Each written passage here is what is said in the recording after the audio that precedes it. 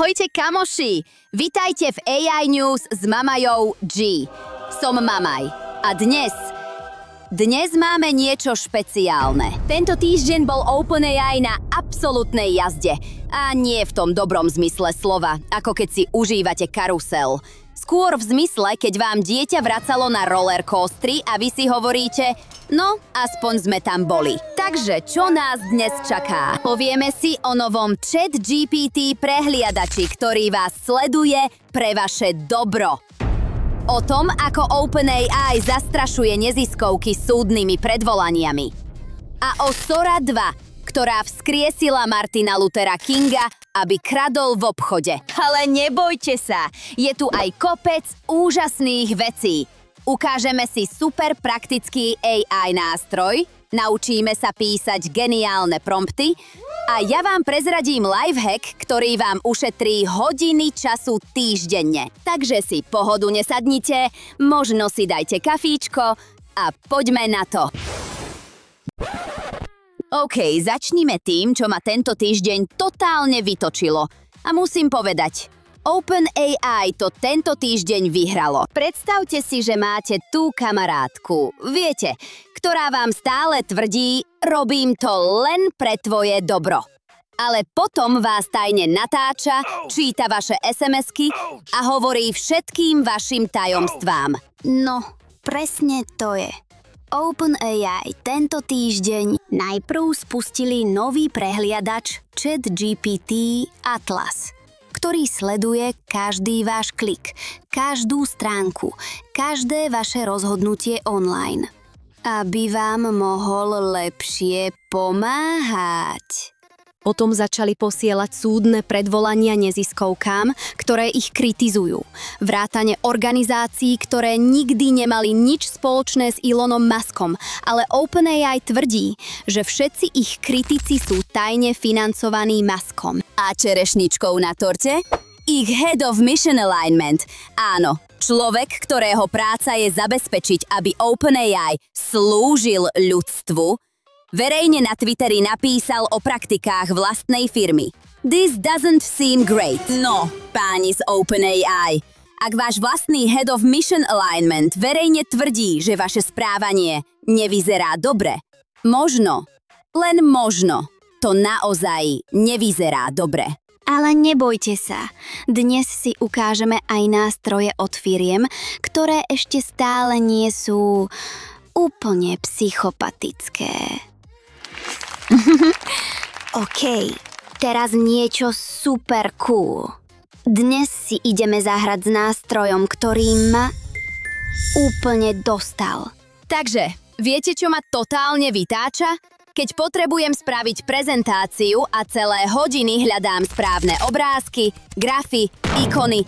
Je to ako keď chcete upratať obývačku, ale najprv musíte nájsť vysávač v garáži medzi starou lyžiarskou výbavou a s inou výzdobou. Ale Anthropic Claude má teraz novú funkciu.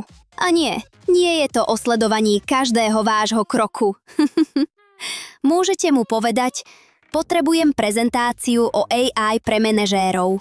A on vám to proste spraví. A nie len text. Spraví vám celú štruktúru, navrhne vizuály, dokonca vám povie, kde čo použiť. Je to ako keby ste mali kamoša, ktorý je grafický dizajnér, copywriter a projektový manažér v jednom. Ale nemusíte ho pozvať na večeru ako poďakovanie. Minulý týždeň som potrebovala spraviť prezentáciu pre partnera o rodinnom rozpočte. Viete, tú nepohodlnú, kde musíte vysvetliť, prečo potrebujete nový notebook a prečo ten starý už naozaj nestačí na len e-maily. Claude mi za 5 minút spravil celú štruktúru s argumentami, s príkladmi, s grafmi. Partner sa díval, prikývol a povedal, dobre, dáva to zmysel. Takže, ak potrebujete prezentáciu, report, analýzu, čokoľvek, vyskúšajte Clauda. Je to ako mať osobného asistenta, ktorý vás zatiaľ ešte nesleduje každý váš pohyb. Link nájdete v popise. Ideme ďalej. OK, kamoši. Teraz sa musíme porozprávať o niečom vážnom. A viem, že nie som známa tým, že by som bola vážna, ale toto ma naštvalo. A nie len preto, že je to technicky problematické, ale preto, že je to ako morálne. 1. októbra OpenAI spustilo Sora 2. Predstavte si to ako AI TikTok. Dáte mu text, on vám spraví 10-sekundové video. Super realistické. A okamžite vyletel na vrchol Apple App Store. A za pár dní bolo tam peklo. Používatelia začali vytvárať videá zosnulých historických osobností. A nie nejaké milé memoriál videá. Nie, spomeňme si na ich dedičstvo. Martin Luther King Jr., ktorý vydáva opičie zvuky. Martin Luther King, ktorý kradne v obchode. Malcolm X, ktorý robí vulgárne vtipy a zápasí z MLK. A ešte Bob Ross, ktorý maľuje dvojičky v plameňoch. A viete, čo je najhoršie? Rodiny týchto ľudí sa to dozvedeli z internetu. Iliasa Shabazz, dcéra Malcolma X, to nazvala hlboko neúctivé a bolestivé. Zelda Williams, dcéra Robina Williamsa, musela ísť na sociálne siete a napísať: Please just stop sending me AI videos of my dad. Bernice King, dcéra MLK Juniora, jednoducho napísala: Please stop. Teraz sa zamyslíme nad tým, čo sa tu vlastne stalo. OpenAI spustil produkt, kde mŕtve celebrity boli automaticky vyňaté z pravidiel súhlasu. To znamená, každý, kto zomrel, bol fair game. Predstavte si to. Váš otec zomrie. Už nie je tu, aby sa bránil. Nemôže povedať nie. Nemôže si zavolať právnika. A potom ho niekto použije v AI videu, kde robí čokoľvek, čo si vymyslí. Viete, mám 2 deti. A keď si predstavím, že by niekto v budúcnosti, keď už tu nebudem, vzal moju podobu, môj hlas a spravil video, kde som ja, neviem, podpaľovačka, alebo rasistka, alebo čokoľvek opačné toho, čo som v živote zastávala. A moje deti by to videli na internete. A museli by bojovať, aby to niekto zmazal. Joanne Kowalski z Bob Ross Inc. povedala niečo zaujímavé. Všimle si ten impuls. Take the most pure, wholesome person and mess it up. Prečo? Prečo chceme zobrať MLK, muža, ktorý zomrel za občianske práva, a spraviť z neho zlodeja? Prečo chceme zobrať Boba Rossa, symbolu pokoja a tvorivosti, a nechať ho maľovať tragédiu? Je to testovanie hraníc? Je to pokus byť edgy? Alebo je to niečo horšie? Je to spôsob, ako znehodnotiť odkaz ľudí, ktorých si pamätáme ako dobrých. A OpenAI? Ich prvá reakcia nebola: Ježiš, to je hrozné, zastavme to. Nie, bola: historické osobnosti sú vyňaté z pravidiel. Až keď Hollywood začal kričať, začali hovoriť o granular opt-in model. Až keď rodiny verejne žiadali o zastavenie, upravili pravidlá na zástupcovia zosnulých môžu požiadať o blokovanie. Môžu požiadať. Nie, automaticky sú chránení. Nie, musela dať súhlas. Môžu požiadať, aby prestali zneúcťovať ich zosnulých blízkych. A viete, čo je na tom najhoršie? Toto nie je bug, toto je feature. Sora 2 bola navrhnutá tak, aby vytvorila virálny obsah. A vieme, čo je virálne. Kontroverzné, šokujúce, hraničiace s nechuťou. OpenAI vedel, čo sa stane. Videli to na každej sociálnej sieti ever. Ale spustili to tak či tak, pretože rast. Pretože hype, pretože rare moment to rethink what it means to use the web. Viete, kedysi sme verili, že keď niekto zomrie, jeho odkaz je v bezpečí. že história si ho bude pamätať takého, aký bol. Ale digitálne vzkriesenie znamená, že smrť už nie je koniec. Nikto nie je v bezpečí. Dokonca ani po smrti. A to nie je budúcnosť, ktorú som si predstavovala. Vitajte v škole promptu. Dnes sa naučíme rozdiel medzi promptom, ktorý nefunguje, promptom, ktorý funguje a promptom, ktorý je geniálny. Povedzme, že potrebujete napísať e-mail kolegovi, ktorý zabudol na dôležitý deadline. Viete, taký ten e-mail, kde musíte byť profesionálny, ale zároveň trošku naštvaný? OK, tu je zlý prompt. Napíš e-mail o deadlineu. A AI vám odpovie s niečím super generickým, čo znie ako Dear colleague, I am writing to inform you about the deadline. Please complete the task. Regards. Super. Nikto nevie, o akom deadlineu ide, aký je tón, kto to píše. AI má toľko informácií ako ja, keď som sa zobudila po včerajšej párty a neviem, kde som. Teraz dobrý prompt. Napíš profesionálny, ale priamy e-mail kolegovi Tetrovi, ktorý zabudol odovzdať monthly report včera. Potrebujem to do zajtra, inak to ovplyvní celú prezentáciu pre klienta. Už lepšie.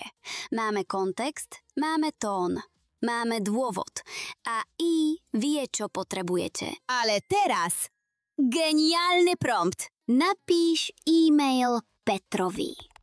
Tón profesionálny, ale priamy a trošku urgentný. Kontext. Peter zabudol odovzdať monthly report včera. Dôsledky. Potrebujem to do zajtra, lebo to integrujem do klientskej prezentácie. Štruktúra. 1. Stručné pripomenutie deadlineu. 2. Vysvetlenie dopadu. 3. Jasný action item s novým deadlineom. 4. Ponuka pomoci, ak má problém.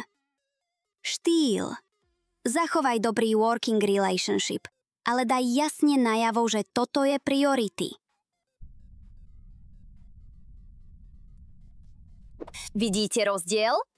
Geniálny prompt má jasný kontext, definovaný tón, špecifickú štruktúru, vysvetlené dôsledky a bonus – požiadavku na balans medzi cieľmi. Je to ako keď poviem deťom upracte si izbu versus upracte si izbu, dajte špinavé oblečenie do koša, čisté do skrine, hračky do debien a učebnice na stôl. Máte 30 minút, lebo o hodinu príde babka. Prvá verzia? Šanca, že to spravia dobre, je 0.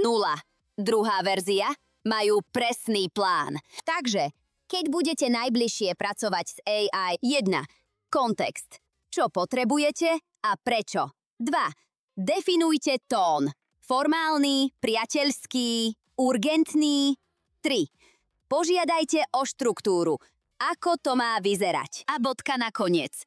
Vyskúšajte, ako reaguje na rovnaké dotazy, len iné popísať. Si trochu zahrať na city. Alebo dôsledky. Prečo je to dôležité? A bum! Už nepracujete s AI, pracujete cez AI. Je rozdiel. Vyskúšajte to dnes a napíšte mi do komentárov, ako to fungovalo. OK, sadnite si pohodlne. Teraz si dáme tapuče, kafíčko a povieme si o niečom, čo znie super komplikovane, ale vlastne nie je. Tento týždeň sa všade skloňuje termín Agentic AI alebo AI Agents. Počujete to v každej prezentácii, s každom marketingovom materiáli. A znie to ako budúcnosť technológie. Ale viete čo? Vysvetlím vám to tak, ako som to vysvetlila svojmu manželovi minulý týždeň.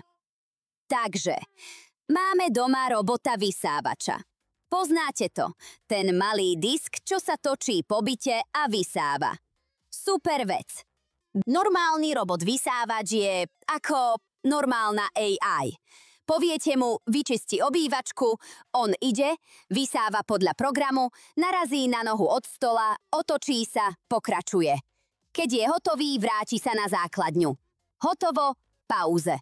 Teraz si predstavte Agentic, robot vysávač. Poviete mu, chcem čistý byt. A on sám sa rozhodne, kde začať. Všimne si, že v kuchyni je rozliaté mlieko. Zastaví sa, zavolá mobrobota. Počká, kým umyje. Pokračuje ďalej. Vidí, že pod pohovkou je veľa prachu, tak tam strávi viac času. Všimne si, že sa mu míňa batéria, tak ide nabiť. Ale sám sa vráti a dokončí prácu. Na konci vám pošle správu. Hotovo. Mimochodom, pod pohovkou som našiel tvoj obrúčok. Je na nočnom stolíku. Vidíte rozdiel? Normálna AI rovná robí, čo jej poviete, krok za krokom. Agentic AI rovná pochopí cieľ a sama sa rozhodne, ako ho dosiahnuť. A presne toto je ChatGPT Atlas Agent Mode. Ten sledovací browser, o ktorom sme hovorili, povie mu kúp mi potraviny a on otvorí obchod online, vyberie položky, pridá do košíka. Checkoutne. A potvrdí objednávku. Samozrejme, musí pritom sledovať každý váš klik.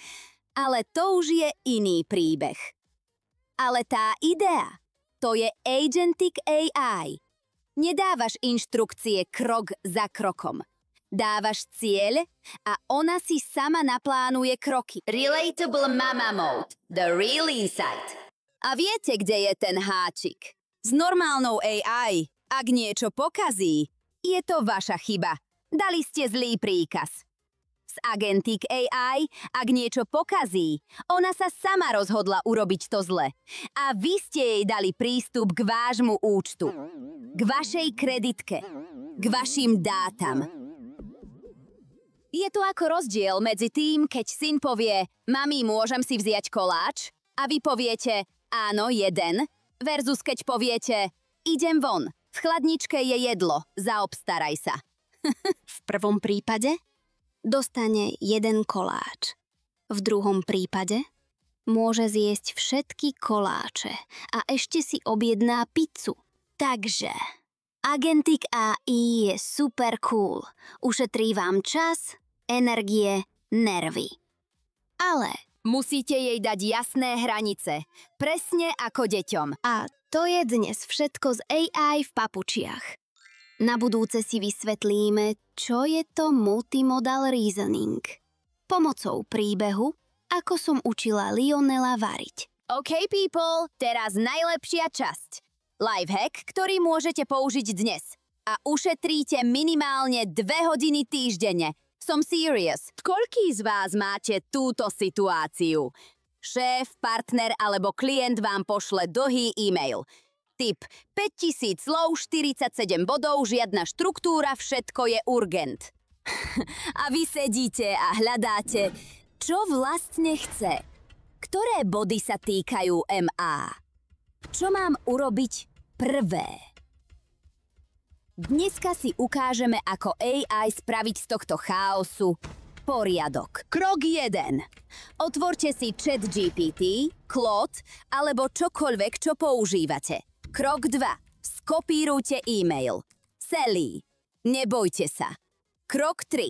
Použite tento prompt. Analyzuj tento e-mail a urob mi 1. TLDR. Čo chce odosielateľ v jednej vete? 2.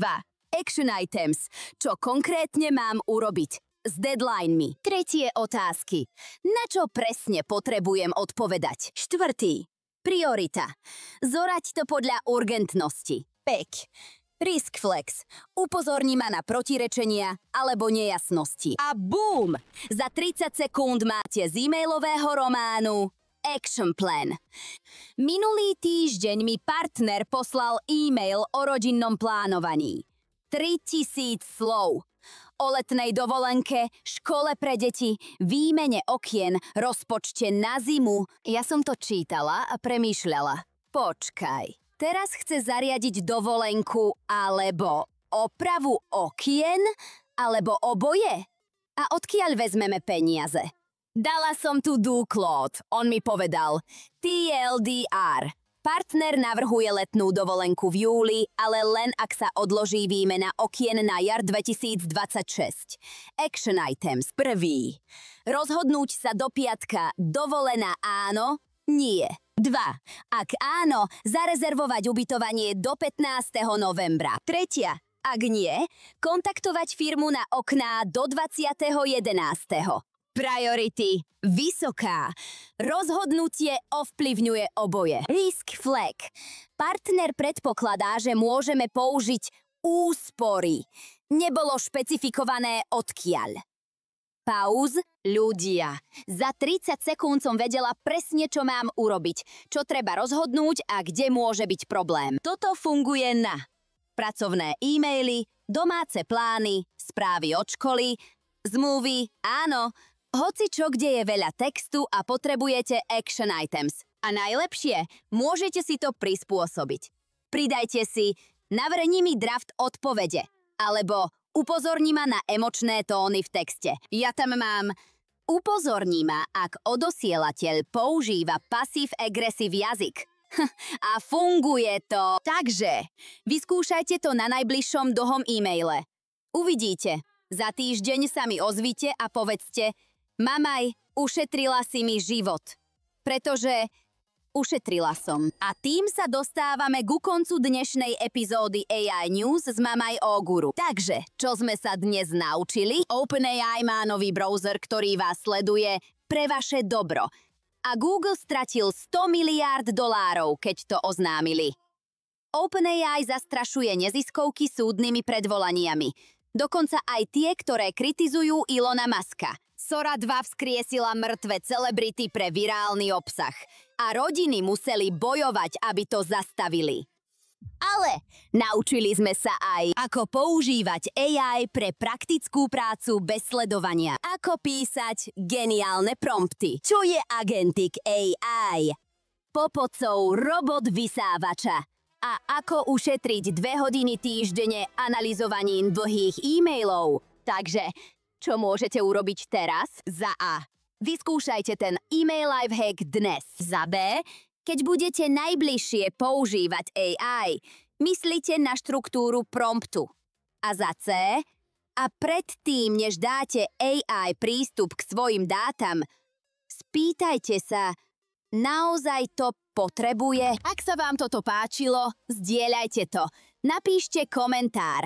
Povedzte mi, o čom chcete počuť na budúce.